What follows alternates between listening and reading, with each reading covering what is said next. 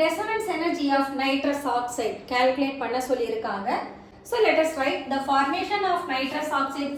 இங்க நைட்ரஜன் தன்னோட ஒரு பேர் ஆஃப் எலக்ட்ரான் ஆக்சிஜனுக்கு அப்படியே கொடுத்துரும். அப்ப என்ன ஆகும்னா இந்த ஆக்சிஜன் மேல நெகட்டிவ் சார்ஜும் நைட்ரஜனை பேர் ஆஃப் எலக்ட்ரானை கொடுத்ததுனால இது மேல பாசிட்டிவ் சார்ஜும் இருக்கும்.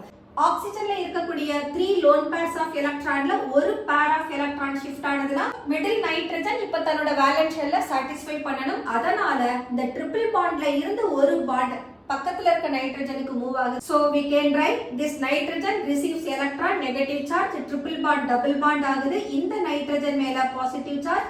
Here நைட்ரஜனுக்கும் ஆக்சிஜனுக்கும் இடையில double bond with the oxygen. Let us write the enthalpy of reaction. Enthalpy of reactant. We have a nitrogen triple bond 946 plus.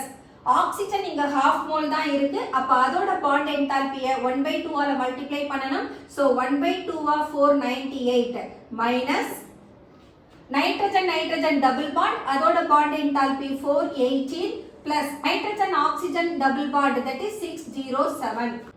Resonance energy equal to experimental value minus theoretical value. Experimental value is the given one 82, theoretical value minus 170. So the resonance energy of nitrous oxide is minus 88 kilojoule per mole. உங்களுக்கு இந்த video பிடிச்சிருந்தா like பண்ணுங்க, share பண்ணுங்க, comment பண்ணுங்க and subscribe பண்ணுங்க. Thank you.